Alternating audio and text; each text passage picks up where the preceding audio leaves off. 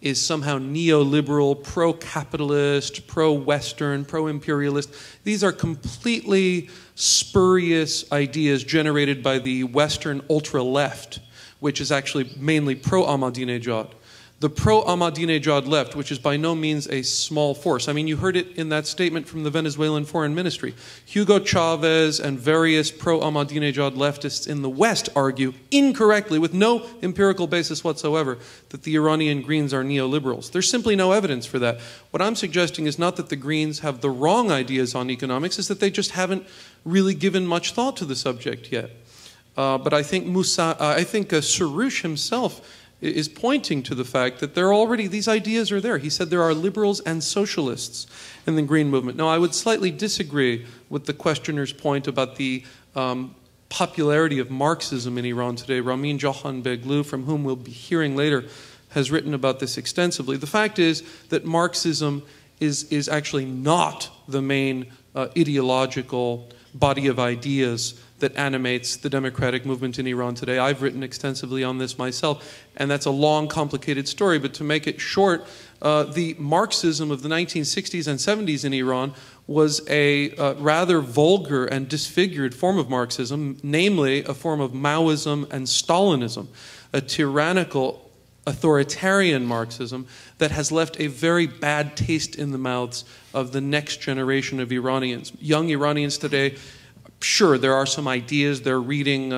some texts of certain Marxists, but they are not attracted to Marxism as a hegemonic ideological configuration by and large. It's much more liberal, democratic, pluralist ideas that animate the democratic movement. Let's take a few more interventions. So you, my question is probably for Ali more than anyone else, but first I'd just be curious if you'd agree with the analysis that the regime is almost more like a mafia than anything else at this point with their economic interests. And along those lines, I'm curious as to what your opinion is of, I mean, I think it's probably okay to assume at this point that sanctions are almost inevitable. And hopefully, my hope anyway is that they're more of a scalpel than like a bomb. But thinking about targeting the economic interests of the regime specifically rather than the public, do you think that they'll have any effect? And if so, what would that be? Can we just take one more intervention? That's a very good point. The lady behind you. Oh, sorry. Not behind you. I have two questions. One is if the Green movement may befit a Green Party. And the other is, and this comes with a great deal of backing in my asking this question, if there was some global philanthropy that was organized to provide support, whether it's for scholars, attorneys, demonstrations, health, first aid for protesters, for whatever it is, where would funding be most effectively applied? And if Ali could comment on that, that would be wonderful. Okay, let's just take one more and then we can ask the panelists to reply and then we'll go over here.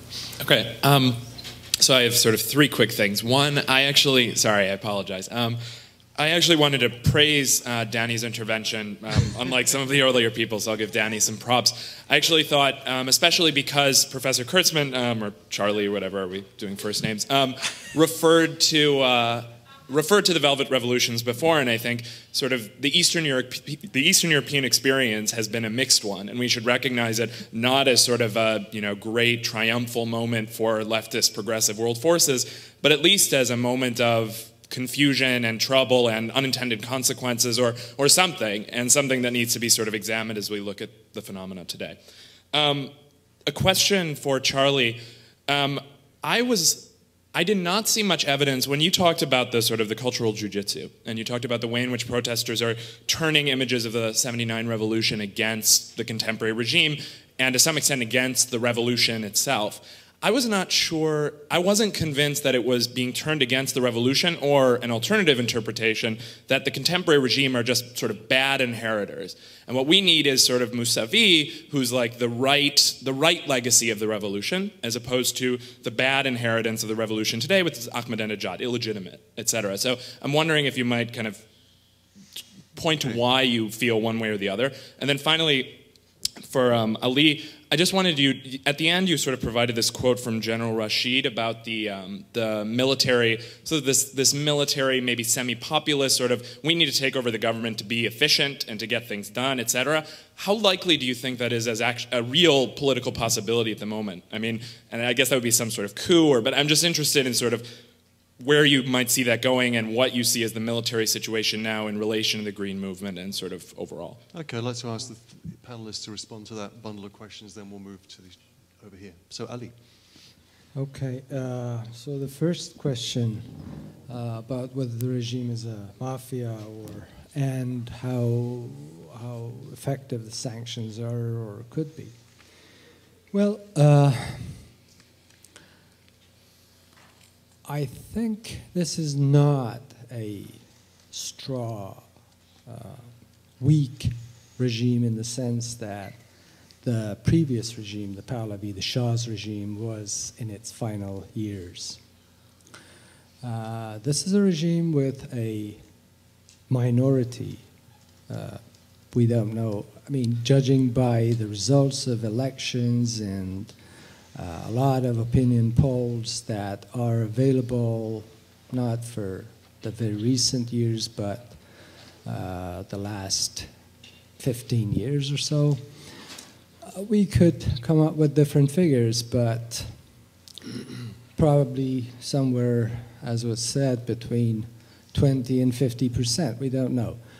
I would say around 20% and no more, not more. But that 20% is solid.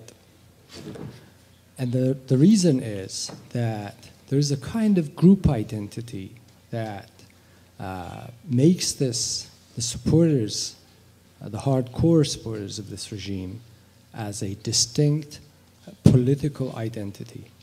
And where they come from is basically they are the generation that was involved in the war, in the 8-year war with Iraq.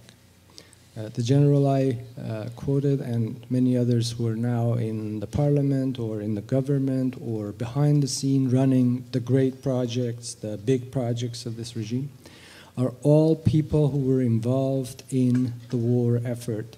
They started as volunteers, as simple soldiers, most of them, as young political activists of the last days of the Shah, and they rose high up in the ranks of the Revolutionary Guards and other institutions of security, military, intelligence, and so on.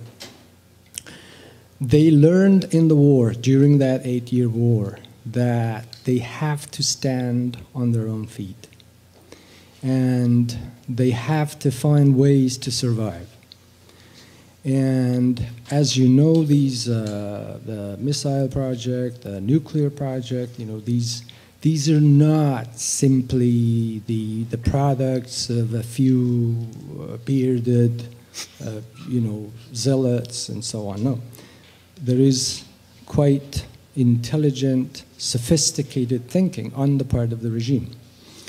But having said that, but this is a minority regime, and now it is trying to systematize that minority status by creating this system of patronage, vertical distribution of resources and buying loyalties.